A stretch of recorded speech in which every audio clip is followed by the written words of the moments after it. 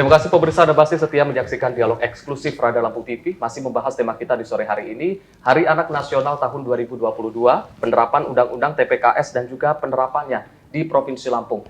Dan kita tadi sudah membahas terkait dengan kasus kekerasan terhadap perempuan dan juga anak. Selain kasus kekerasan seksual terhadap perempuan dan juga anak di Provinsi Lampung, juga tidak luput dari kasus tindak pidana perdagangan orang ya Bu.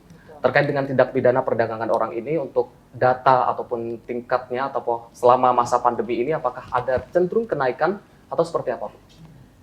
Untuk data TPPO ini kita belum ada data resminya karena memang sebagian besar masih ada data di Polda gitu. Jadi memang untuk penanganan TPPO ini menjadi tugas baru kami untuk bisa melakukan pencegahan sekaligus penanganan korban TPPO ini ke depan. Nah, tetapi memang efek pandemi COVID yang pasti korban dari TPPO ini juga semakin meningkat karena dampak dari pandemi COVID ini kan penurunan dan pelemahan dari sisi ekonomi. Jadi kemarin banyak yang akhirnya terpaksa dirumahkan dari dari pekerjaannya. Kemudian juga di perdesaan mungkin semakin sulit untuk bisa menemukan lapangan pekerjaan.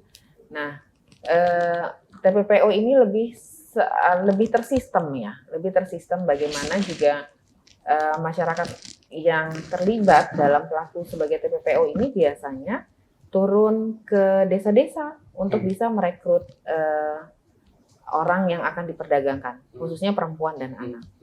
Dan kadang-kadang di tingkat desa sendiri, ini hanya diberikan hanya sekian ratus ribu gitu ya. Akhirnya sudah mendapatkan izin orang tua untuk membawa anak dan atau istrinya gitu ya. Anak dan perempuan gitu. Untuk bisa bekerja di luar. Mungkin ada yang di luar negeri dijanjikan, ada juga yang mungkin di luar kota biasanya dengan gaji yang cukup menggiurkan. Nah, ini yang akhirnya menjadi penyebab awal terjadinya korban tindak pidana perdagangan orang. Karena ternyata sampai nanti di luar daerah atau sampai di tempat yang dijanjikan, dia tidak mendapatkan pekerjaan seperti yang sudah dijanjikan.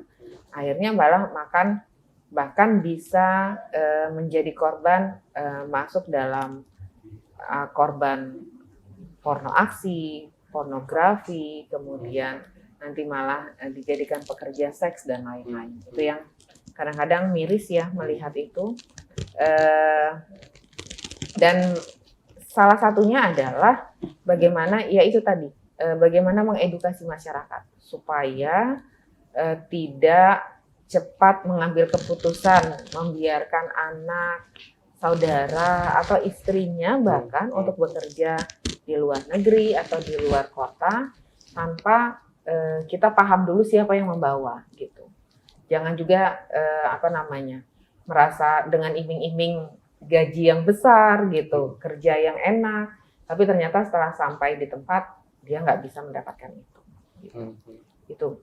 Jadi memang modus TPPO sekarang seperti ini. Tetapi untuk kalangan anak muda, nah, selain TPPO yang ternyata masuk ke desa-desa, ternyata TPPO yang lewat media sosial, nah ini sudah mulai nih, sudah mulai bagaimana anak-anak ini menjadi objek yang diperjualbelikan di media sosial. Nah, kadang-kadang mungkin karena pola hidup juga ya, pola hidup anak-anak pengen dapat uang jajan sih mungkin awalnya ya. Dapat uang jajan, kemudian ngelihat temannya bisa beli handphone mewah gitu ya, bisa beli macam-macam tanpa kerja yang ini. Nah, itu yang akhirnya disinilah juga peran dari teman-teman adik-adik yang ada di forum anak untuk bisa ikut mengedukasi teman-temannya gitu. Bagaimana bijak mengelola media sosial itu juga menjadi salah satu poin penting yang bisa dilakukan untuk melakukan pencegahan tindak pidana perdagangan orang. Artinya modus-modus untuk tindak pidana perdagangan orang ini banyak sekali ya Bu, mulai dari iming-iming untuk bekerja dengan gaji yang besar, iya. bahkan melalui media sosial yang menyasar anak-anak muda. Kalau dari Forum Anak, tadi Ibu Fitri sempat menyebutkan terkait dengan banyak sekali modus yang melalui media sosial, sementara yang aktif melalui sekarang ini media sosial, bahkan anak kecil juga sudah memiliki media sosial. Kalau tanggapan serta kontribusi biasanya dari Forum Anak Provinsi Lampung untuk mengedukasi teman-temannya dalam bijak bermedia sosial seperti apa?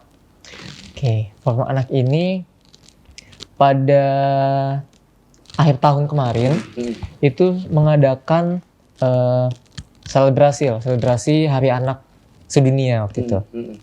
Nah, pada Hari Anak Sedunia itu kami melakukan yang namanya kampanye tentang stop dan bijak menggunakan gadget gitu.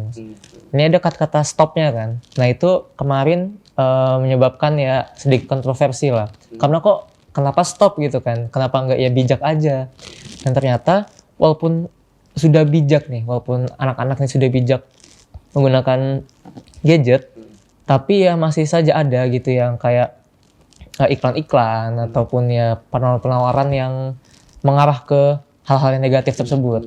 Oleh karena itu kami melakukan kampanye stop dan bijak menggunakan gadget agar satu hari itu tindak kekerasan, tindak seksual yang ada di gadget dapat lebih menurun lah. Ya, dan untuk Forum Anaknya sendiri kami melakukan sosialisasi juga tentang bahayanya pornografi dan juga pornoaksi tersebut. Artinya memang ada aksi-aksi nyata yang dilakukan oleh Forum Anak Provinsi Lampung dalam rangka mendukung upaya dari Dinas Pemberdayaan Perempuan dan juga Perlindungan Anak Provinsi Lampung untuk menekan angka kekerasan, juga angka perdagangan orang, tindak pidana perdagangan orang. Baik, saya kembali ke Ibu Fitri. Ibu Fitri, tindak pidana perdagangan orang ini tentu tidak bisa diselesaikan oleh Dinas PPA sendiri. Betul. Itu membutuhkan koordinasi dengan beberapa stakeholder lain yang lebih luas. Kalau selama ini koordinasi dari Dinas PPA dalam rangka menekan angka tindak pidana perdagangan orang ini seperti apa, Bu?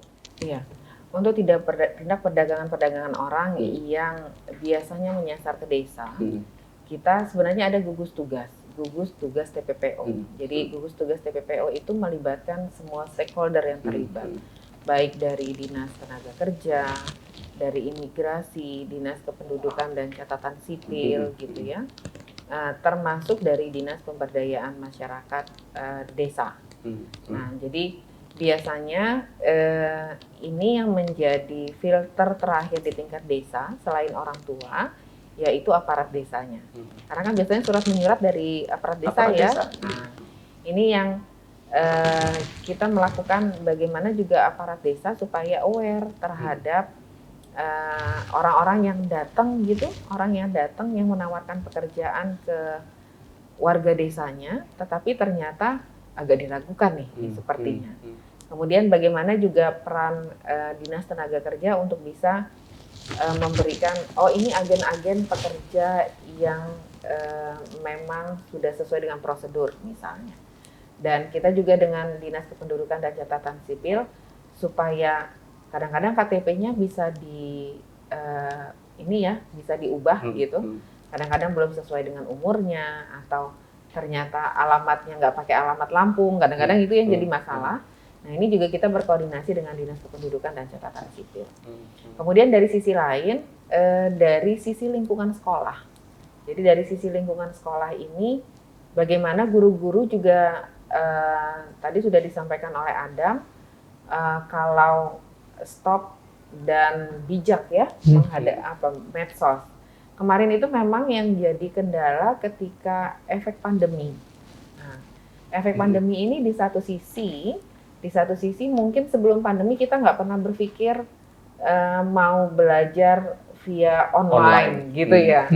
Kemudian mana yang kemarin nggak bisa buka Zoom, dipaksa terakhir akhirnya bisa semua gitu. Nah, sisi positifnya mungkin akhirnya kita nggak gaptek lagi. Tapi sisi negatifnya adalah anak-anak jadi akhirnya karena kebiasaan pegang gadget, karena mau nggak mau harus pegang gitu pada saat belajar, akhirnya tidak bisa membatasi waktu. Nah, kemudian tadi udah kata Adam, banyak iklan-iklan yang lewat ya Dam. Nah, banyak iklan-iklan yang lewat walaupun mungkin nggak sengaja gitu, tapi pengen tahu anak-anak pasti apaan sih ini gitu ya. Ketika mau klik, oh ternyata seperti ini gitu. Nah, itu juga menjadi salah satu poin penting bagaimana mengedukasi pendidik, tenaga pendidik, dan orang tua untuk ikut mengawasi media sosial anak-anaknya. Termasuk juga untuk keamanan, sebaiknya kan memang orang tua bisa mengajarkan anak-anak bermedia sosial yang baik. Bagaimana dalam setiap aktivitas, hai guys, aku sekarang lagi di sini gitu ya, dengan memperlihatkan alamat rumah misalnya, kemudian lain-lain yang secara pribadi sebenarnya itu tidak boleh di-share ke publik karena dari sisi keamanan. Nah, itu juga harus bijak mengelola media sosial.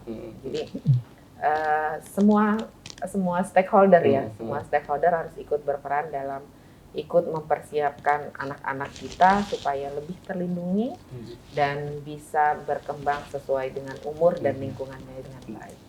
Baik, artinya penanganan tindak pidana perdagangan orang ini memang membutuhkan kerjasama dari seluruh pihak, Betul. keluarga, masyarakat, lingkungannya, jajaran pemerintah di desanya terkait dengan registrasi dan lain sebagainya, dinas pekerjaan dan juga lain sebagainya, dinas tenaga kerja, itu juga membutuhkan kerjasama dari seluruh pihak agar memang tindak pidana TPPO ini memang bisa ditekan angkanya, terutama di Provinsi Lampung. Ibu, apabila memang sudah terjadi tindak pidana TPPO ini, dari Dinas P3A sendiri terhadap korbannya, apakah ada tindakan lanjutan atau seperti apa, Bu? Untuk korban-korban TPPO yang memang mengalami kekerasan, khususnya untuk perempuan dan anak, itu memang menjadi tanggung jawab kami untuk bisa melakukan pendampingan. Dan ini tentu saja termasuk pada saat pendampingan itu kalau misalnya perlu pendampingan secara kesehatan, pendampingan ada luka fisik misalnya, kemudian ada luka dari sisi psikologi, trauma gitu, itu juga bisa kita dampingi, termasuk juga sampai ke pendampingan hukum. Nah, jadi memang pemenuhan hak anak ini all in ya, semuanya mulai dari lahir, kemudian sampai dia remaja, sampai nanti dia siap menghasilkan anak lagi untuk melanjutkan reproduksi. Jadi memang alurnya nggak pernah sampai selesai gitu. Jadi memang semuanya harus terlibat dan semuanya saling terkait. Jadi tidak ada hal yang bisa selesai tanpa kerjasama semua pihak. Jadi tapi luar biasa komitmen Bapak Gubernur, Ibu Wakil Gubernur, Ibu Ketua Tim Penggerak PKK Provinsi Lampung yang memang mensupport secara penuh untuk bagaimana mewujudkan Provinsi Lampung menjadi Provinsi Layak Anak. Ini sudah luar biasa. Dan mudah-mudahan Provinsi Lampung, Provinsi Layak Anak segera dapat terlaksana dan tercapai. Amin. Baik Ibu dan juga Mas Adam, kita akan lanjutkan lagi perbincangan kita usai jeda pariwara. Pemirsa jangan kemana-mana, usai jeda kita akan kembali lagi. Tetaplah bersama kami di Dialog Eksklusif Radar Lampung TV.